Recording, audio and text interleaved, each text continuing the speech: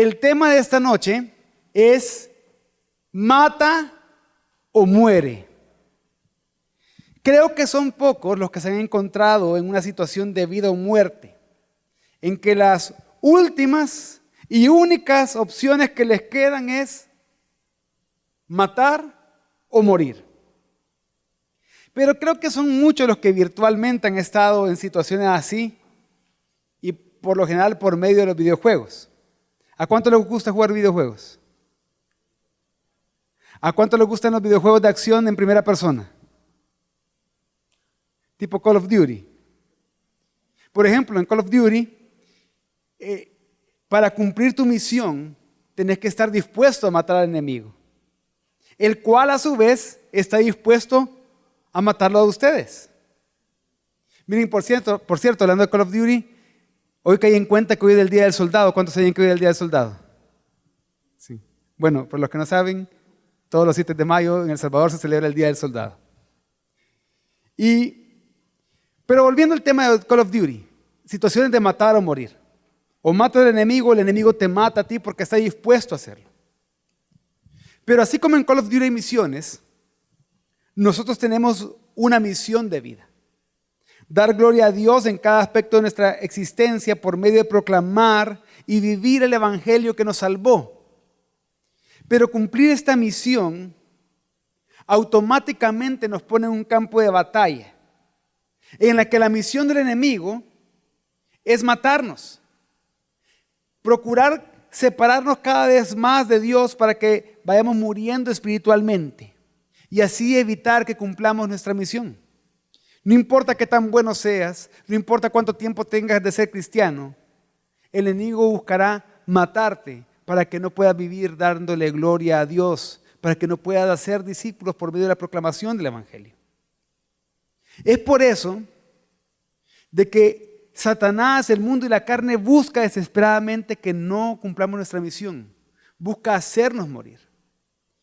Y debido a eso, el teólogo escocés David Brown escribió: si no matas al pecado, el pecado te matará a ti.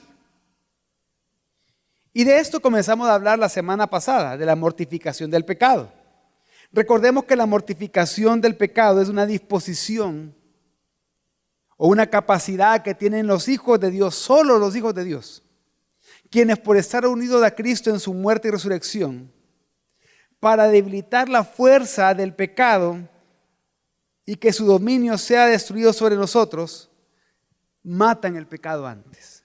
En otras palabras, mortificar el pecado es matar el pecado antes de que el pecado te mate a ti. Y la semana pasada comenzamos a hablar de cómo podíamos matar el pecado. Pero hoy, a través de Romanos 8, 12 al 17, yo quiero convencerte de algo, quiero convencerte de lo siguiente. En la lucha de vida o muerte contra el pecado, podemos matar el pecado por medio del Espíritu Santo porque somos hijos de Dios. Lo quiero repetir, en la lucha de vida o muerte que tú tienes contra el pecado, tú puedes matar el pecado por medio del Espíritu Santo porque eres hijo de Dios, porque eres hija de Dios. Y para convencerlos de esto, les voy a mostrar que para matar el pecado tenemos, en primer lugar, un arma infalible. En segundo lugar, una identidad inamovible. Y en tercer lugar, una promesa incorruptible. Y hablemos de lo primero. Para matar el pecado, nuestra arma para matar el pecado, esa arma infalible es el Espíritu Santo. En Romanos 8, del 1 al 11, se los voy a resumir, no vamos a leer todo este texto. Pablo ha enseñado en este pasaje que la gran y consoladora verdad, que ya no hay condenación para aquellos que están en Cristo Jesús. Pero, ¿por qué no hay condenación para aquellos que están en Cristo Jesús? Porque la ley del Espíritu de vida nos ha librado de la ley del pecado y de la muerte. Y ahora por la obra de Cristo, no andamos en la carne, sino que andamos en el Espíritu. Ya nuestra forma de vivir ya no es en la carne, sino en la forma del Espíritu. Por eso lo que, aún habiendo escuchado el Evangelio, viven según la carne y piensan según la carne, van a morir. Porque con eso muestran que no son hijos de Dios. Pero los que viven según el Espíritu, piensan según el Espíritu, van a vivir. Por eso, Pablo dice ahí que todos los que son o todos los que andan en la carne o están en la carne son enemigos de Dios y no pueden agradar a Dios. Pero los creyentes, dice Pablo, los hijos de Dios no están en la carne, sino en el Espíritu, porque el Espíritu de Dios y de Cristo habita en los creyentes. Y porque el Espíritu Santo habita en nosotros los creyentes, tenemos la seguridad que el Espíritu va a resucitar nuestros cuerpos cuando Cristo vuelva por segunda vez. Entonces, después de explicar todo esto, Pablo escribió lo siguiente en Romanos 8, 12 y 13. Así que, hermanos, somos deudores, no a la carne, para vivir conforme a la carne. Porque si ustedes viven conforme a la carne, habrán de morir. Pero si por el Espíritu hacen morir las obras de la carne, vivirán. Cuando Pablo habla acá de la carne, habla del pecado o de la naturaleza pecaminosa. Y lo que está diciendo es que la carne, el pecado o la naturaleza pecaminosa no ha hecho nada bueno por nosotros como para que le debamos algo. No estamos obligados a complacer la carne. Al contrario, somos deudores del Espíritu Santo quien habita en nosotros y estamos obligados entonces a vivir conforme al Espíritu. ¿Por qué? Porque el Espíritu ha hecho muchas cosas a favor nuestro y sigue haciendo en nosotros y sigue haciendo por nosotros muchas cosas. Es por eso, jóvenes, que para un hijo de Dios es ilógico que quiera vivir conforme a la carne para satisfacer el pecado que lo tenía esclavo anteriormente. Porque hacer eso nos llevará a la muerte. Una persona que su vida está caracterizada por el pecado, que quiere siempre complacer su pecado, deleitarse en su pecado, va a morir. ¿Por qué? Porque el vivir de esa forma lo que está demostrando es que no es verdaderamente cristiano. Y por lo tanto es incapaz de luchar siquiera contra la carne. Y si ni siquiera es capaz de luchar contra la carne, mucho menos es capaz de matar la carne, de matar su pecado. Por eso la carne lo va a terminar matando. Lo va a terminar separando cada vez más de Dios, llevándolo cada vez más a vivir en contra de la voluntad de Dios de manera que muera eternamente. Pero los cristianos, como les dije antes, no le debemos nada a la carne. La carne ya no nos puede obligar. Al contrario, en nuestra lucha contra el pecado, tenemos un arma infalible con la cual solo los cristianos contamos. Tenemos un arma para hacer morir las obras de la carne. Por lo tanto, sabemos que en esta lucha ganaremos. En esta lucha viviremos. Pero, ¿qué quiere decir todo esto? Todo esto, jóvenes, quiere decir que Dios no solamente te ha salvado de la condenación del pecado, sino que Dios te ha librado de la esclavitud del pecado. Pero además de salvarte de la condenación del pecado y de liberarte de la esclavitud del pecado, Dios te ha equipado. Te ha dado distintas herramientas, te ha equipado para que el pecado ya no se apodere nuevamente de ti, de manera que tú puedas matar al pecado que hay en ti, que tú puedas hacer morir las obras de la carne, que aún permanecen en ti. Es como volviendo al ejemplo de Call of Duty, que de repente ustedes van pasando distintas misiones, cumpliendo distintas misiones y les van dando distinto armamento. Cada vez mejor para poder enfrentar las misiones que vienen. Pero de repente han acumulado tantos créditos, tantas misiones, que pueden hacer uso de un arma completamente letal, que el enemigo no se espera. De repente ustedes hacen la programación de las coordenadas y todo, y de repente cae una bomba sobre el enemigo, inesperadamente. En la guerra contra el pecado, Dios nos ha equipado con un arma mucho mejor que cualquier otra. El arma que Dios nos ha dado contra el pecado no falla. Porque no son armas humanas, ese equipamiento no son armas humanas. Porque las armas humanas son completamente inefectivas contra el pecado. Lo que tú necesitas contra el pecado no es terapia. No necesitas terapia contra el pecado. No hay ningún tratamiento psicológico que te puede ayudar a vencer el pecado. Puedes pensar que sí, pero el pecado es engañoso. No necesitas castigos corporales, como en algunas religiones se suele ocupar para vencer el pecado, porque tampoco sirve de nada. Tampoco lo vas a hacer por tu mayor fuerza de voluntad o ignorarlo. Yo sé que muchos jóvenes están luchando contra el pecado, contra distintos tipos de pecado. Algunos pecados que tienen que ver con la relación con sus papás, con su rebeldía, con su malcriadeza, otros con su haraganería, otros con la procrastinación, que están dejando todo siempre para después, otros con pecados sexuales como la pornografía. Y están luchando constantemente contra ese pecado, pero quieren luchar con armas humanas. Y quizás tienen un calendario donde van poniendo un cheque en los días que hoy no he peleado con mis papás. Hoy no he mentido, hoy no he dicho malas palabras, hoy no he visto pornografía, lo que sea. Porque lo que hacen es decir, no, cuando sienta así que quiera decirle algo a mis papás o mentirle o algo así, lo que he hecho es que me he puesto un hule en la muñeca. Y cada vez que hago eso, en vez de decirle con mis papás, me jalo el hule y me golpeo y ahí me acuerdo para quedarme callado.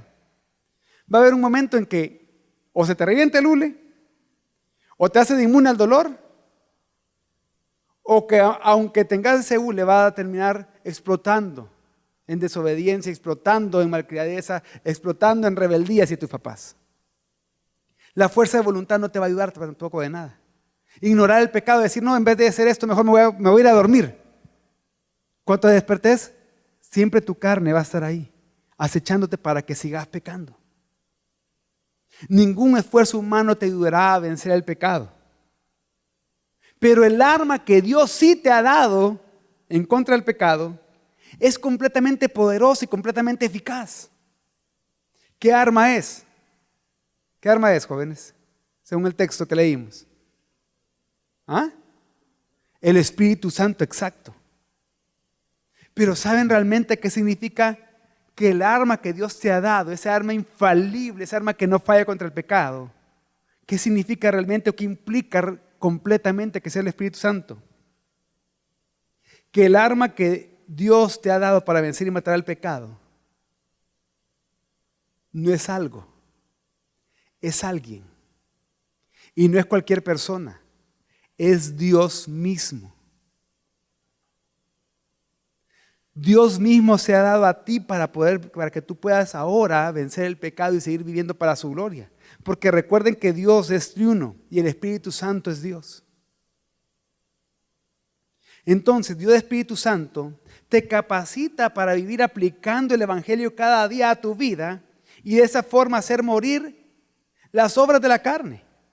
Pero, ¿qué es lo que hace el Espíritu Santo entonces en tu vida? En primer lugar, el Espíritu Santo te da convicción de pecado y arrepentimiento. El Espíritu Santo te lleva a que sepas que lo que hiciste delante de Dios según su palabra es pecado. Y por lo tanto te hace sentir mal por ese pecado. No te hace sentir a gusto con eso. 2 Corintios 7:9 al 10 dice, porque fueron entristecidos conforme a la voluntad de Dios, para que no sufrieran pérdida alguna de parte nuestra. Porque la tristeza que es conforme a la voluntad de Dios produce un arrepentimiento que conduce a la salvación, sin dejar pesar, pero la tristeza del mundo produce muerte. El Espíritu Santo no causa remordimiento en ti. No es decir, me sentí mal porque hice esto, pero que a los minutos tú solo como que te das ánimo y decís, ya estuvo, ya pasó. Y lo que va a pasar es que vas a seguir pecando aunque te sientas mal después. No, el Espíritu Santo produce realmente una tristeza porque tú has pecado en contra de un Dios santo. Y eso te va a llevar al arrepentimiento. Al final no te va a dejar pesar porque vas a encontrar el gozo de tu salvación en ir delante de Dios para pedir perdón de tu pecado, confesar tu pecado y recibir perdón. Pero además del Espíritu Santo, ¿qué más hace? Esa arma poderosa que Dios te ha dado y que habita en ti, ¿qué más hace en contra del pecado? Bueno, te ayuda en tus oraciones. Dice Romanos 8:26 al 27, en la Nueva Traducción Viviente, dice, además, el Espíritu Santo nos ayuda en nuestra debilidad. Por ejemplo, Nosotros no sabemos qué quiere Dios que le pidamos en oración, pero el Espíritu Santo ora por nosotros con gemidos que no pueden expresarse con palabras.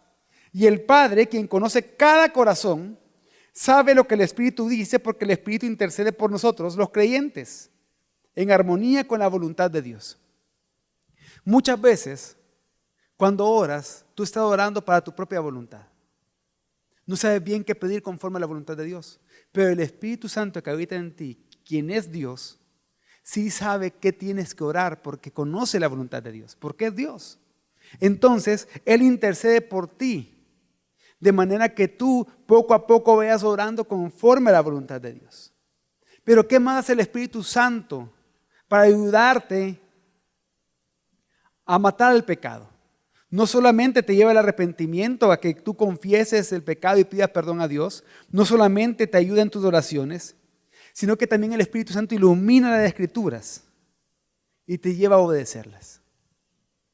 Y es que eso es sorprendente porque el Espíritu Santo, el mismo que inspiró las Escrituras, que inspiró la palabra de Dios, te lleva a que entiendas las Escrituras y te da la capacidad para que tú quieras obedecer las Escrituras. Por eso dice 2 Timoteo 3, 16 al 17, toda Escritura es inspirada por Dios y útil para enseñar, para reprender, para corregir, para instruir en justicia, a fin de que el hombre de Dios sea perfecto, equipado para toda buena obra. O sea que el Espíritu te va a llevar a la Escritura. Y la Escritura que Él inspiró es útil. Es útil para enseñarte quién es Dios, cuál es su voluntad y cómo tienes que vivir. Es útil para reprender, para que tú veas la forma que estás viviendo no es la correcta. Y entonces te reprende la forma de vivir. Pero también te corrige, te dice entonces qué cosas no hacer y qué cosas sí hacer. Pero también te instruye en justicia. Esta palabra instruir en justicia es, te entrena en justicia. Es decir, que te va capacitando cada vez más para que tú hagas lo recto y justo delante de Dios según su palabra. Que poco a poco ese entrenamiento va a ser intuitivo. Así como cuando ustedes han visto militares que intuitivamente hacen muchas cosas. Hablando de lo que veníamos hablando desde el principio. Intuitivamente saben cómo tomar su arma, cómo apuntar, etc. ¿Por qué? Porque constantemente has sido entrenado en eso. Te entrena en justicia. ¿Pero para qué? Para que tú seas maduro como cristiano. Para que estés equipado para toda buena obra. Pero también el Espíritu Santo te mantiene en unidad y comunión con la iglesia. Efesios 4, 3 y 4 en la Nueva Traducción Viviente dicen, hagan todo lo posible por mantenerse unidos en el Espíritu y enlazados mediante la paz. Pues hay un solo cuerpo y un solo Espíritu, tal como ustedes fueron llamados a la misma esperanza gloriosa para el futuro.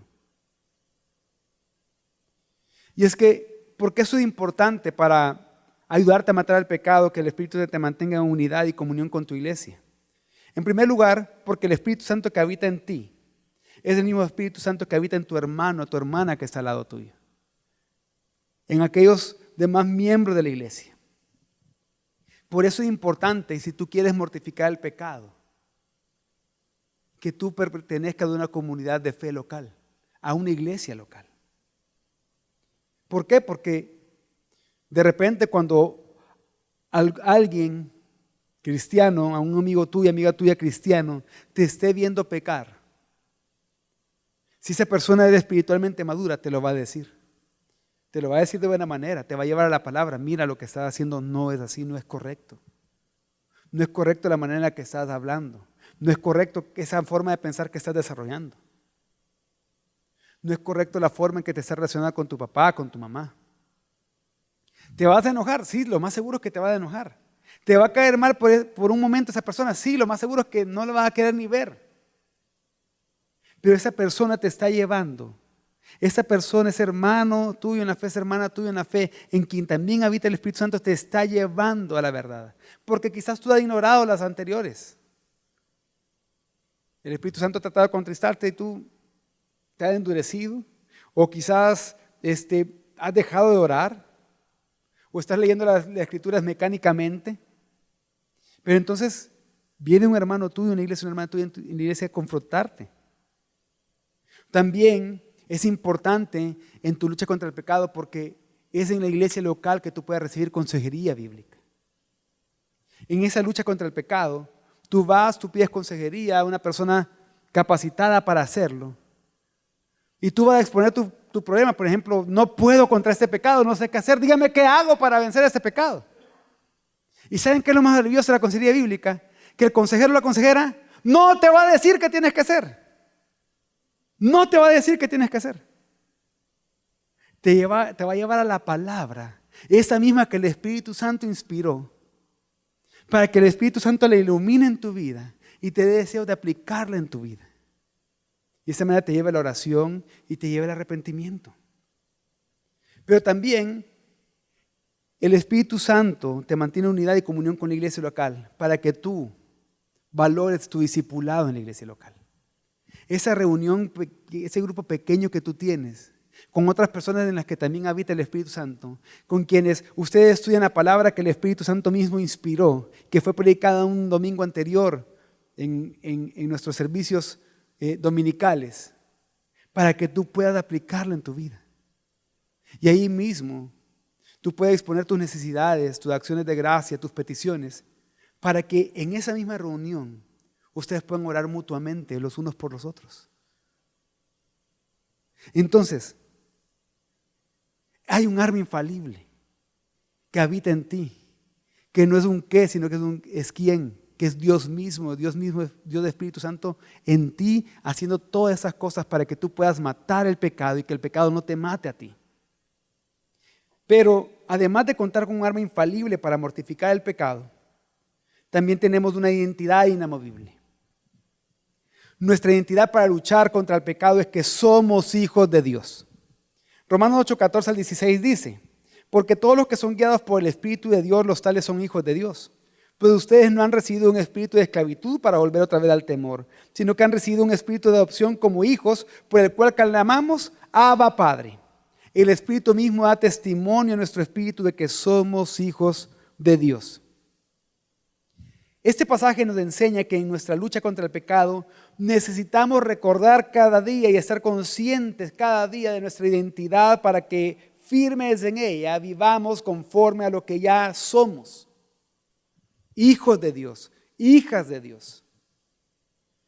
¿Cuántos se han preguntado alguna vez, ¿en verdad seré hijo de Dios? ¿En verdad seré hija de Dios?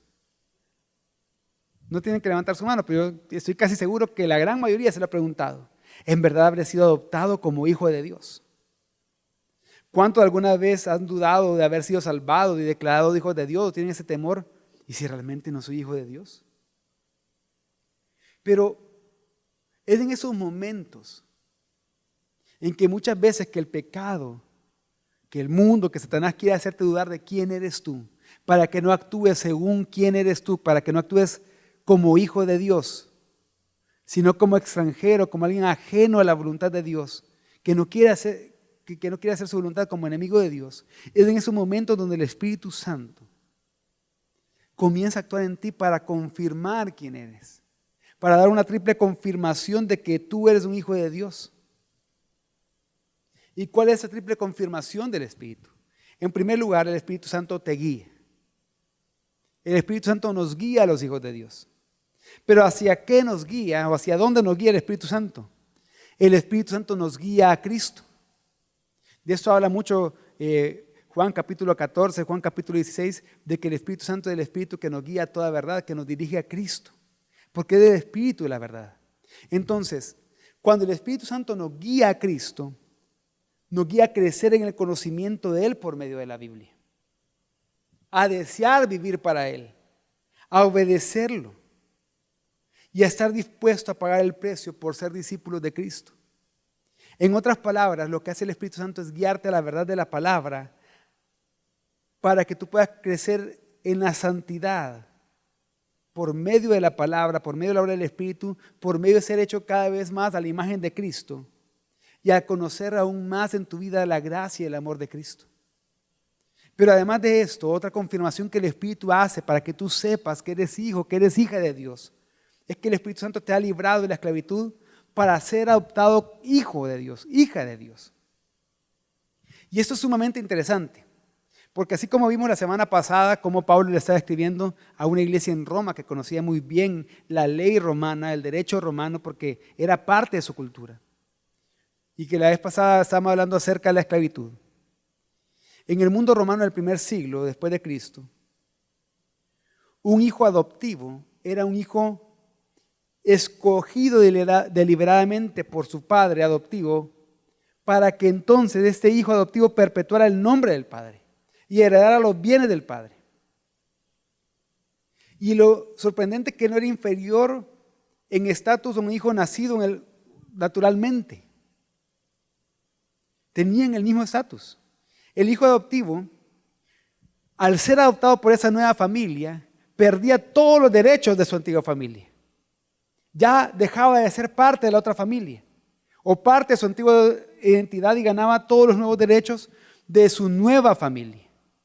¿Qué quiere decir? Que la vieja vida del hijo adoptado era completamente borrada, con todas las deudas canceladas, sin que nada de su pasado fuera contado o fuera usado en su contra. ¿Y por qué es tan importante esto? Esto que así era la cultura romana. Porque entonces Pablo aprovecha eso para hablar de la verdad de que aquellos que creen en Jesús se les dio el derecho de ser llamados hijos de Dios, como dice Juan 1:12. Para hablar de esa verdad que en Cristo también somos hechos hijos de Dios. ¿Y por qué es tan importante que tú entiendas esto hoy? Porque tienes que saber que todos los seres humanos sin Cristo, todos están sujetos al temor. Y uno de los más grandes temores que tienen todos los seres humanos, sobre todo los que no conocen a Cristo, es el temor a morir. Por eso nadie quiere morir, a nadie le gusta hablar de la muerte.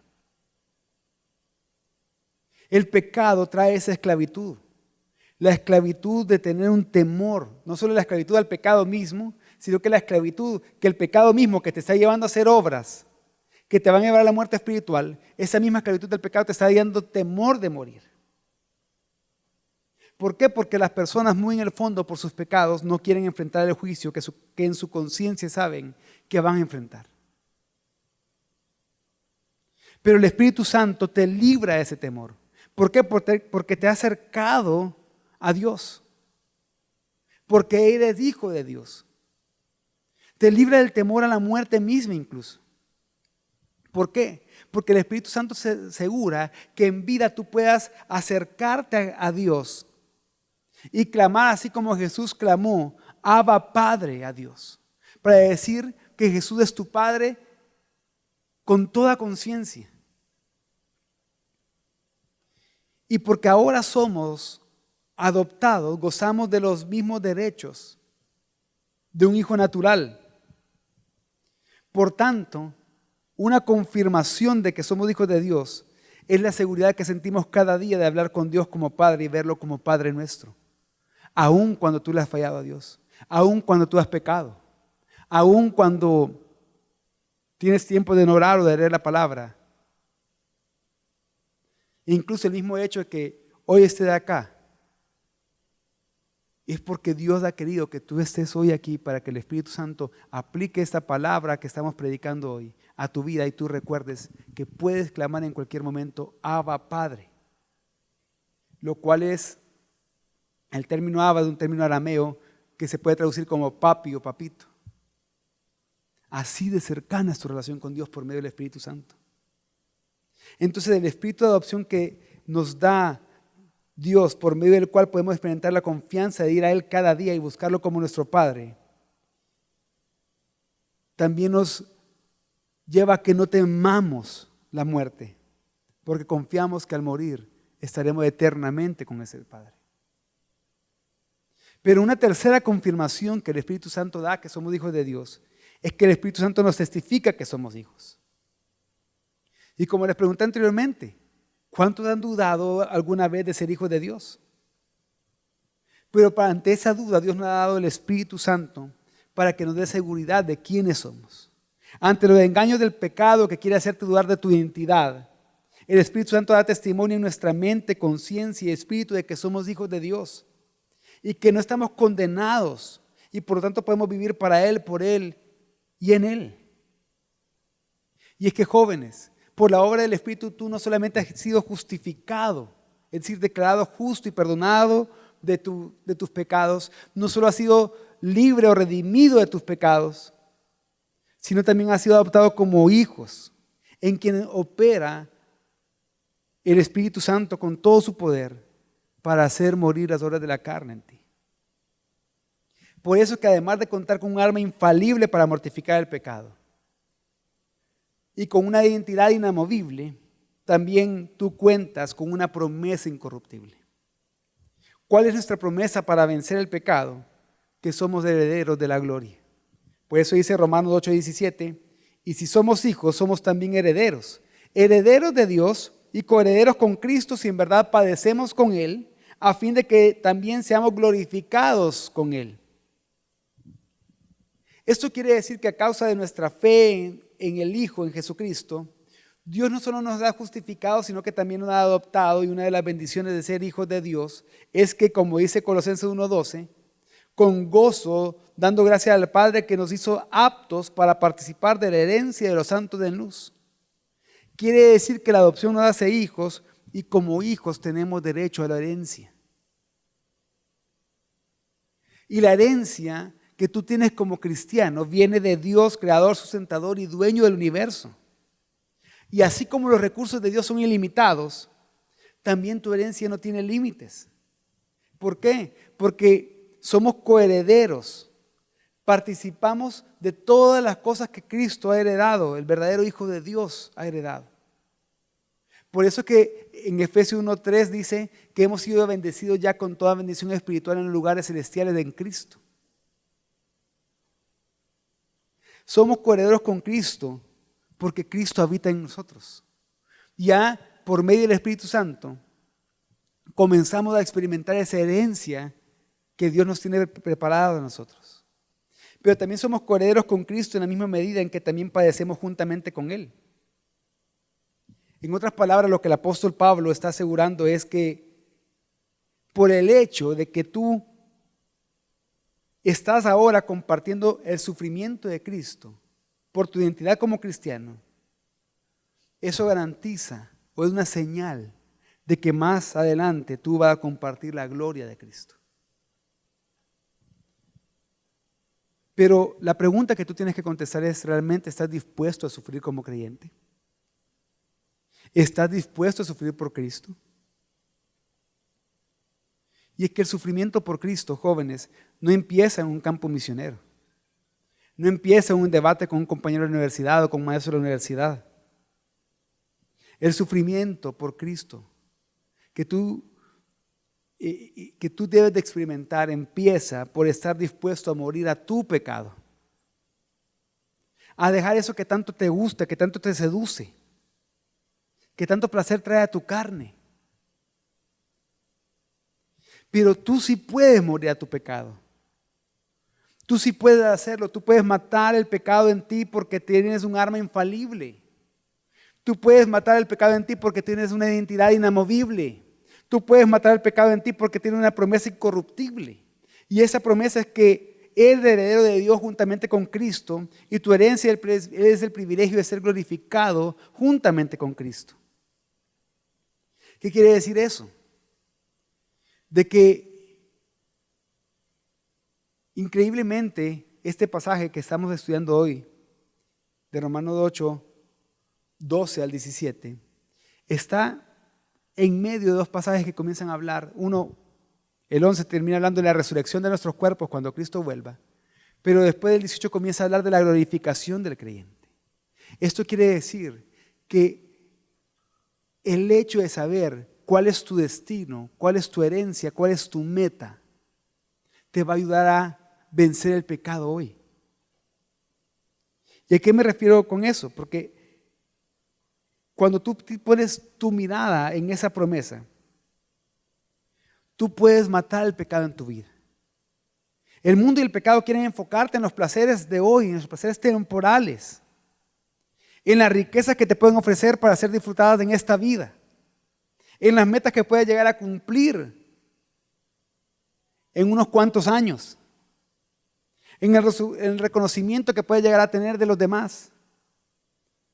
Pero en cada una de estas cosas que el mundo te ofrece, el Espíritu te dirige a que veas en tu vida un placer más grande que los placeres del mundo, una riqueza más valiosa que las cosas que el mundo te puede ofrecer, una meta más segura que las metas que el mundo te insiste en que alcances, Una gloria más majestuosa que cualquier pseudogloria que el mundo te ofrezca. El Espíritu Santo te está llevando por medio de la palabra a que veas a Cristo. La satisfacción de que ya estás en Él. El placer de que ya eres uno con Él. La riqueza de que tú eres de Él. La esperanza de gloria que tú tienes en Él. Por lo tanto, cuando el mundo, cuando tu misma carne te está tentando, cuando Satanás mismo te está engañando para que tú pienses que ese placer de ver pornografía por un momento, que ese placer de fornicar por un momento, que esa meta que tú puedas alcanzar, no importa sobre quién tenga que pasar, que esa avaricia por las riquezas, el Espíritu Santo te lleva a Cristo. Y te lleva a recordar que eres hijo de Dios y que eres coheredero con Cristo y que será glorificado con Él. Y que nada de estas cosas que se te ofrecen pueden ser comparables con la gloria eterna que disfrutarás de estando en Cristo y con Cristo por toda la eternidad. Porque esa es tu herencia. Jóvenes, podemos matar el pecado porque el Espíritu Santo, el arma infalible que tenemos, nos guiará a Cristo y a su verdad. Y parte de esa verdad es la identidad inamovible que tenemos. Somos hijos de Dios, eres hijo de Dios, eres hija de Dios. Y porque somos hijos de Dios, hemos recibido una promesa incorruptible. La herencia de la gloria juntamente con Cristo. Por eso, en la lucha de vida o muerte contra el pecado, esa lucha que tienes hoy contra el pecado, en la que si no matas el pecado te matará a ti. Tú puedes matar el pecado por medio del Espíritu Santo. ¿Por qué?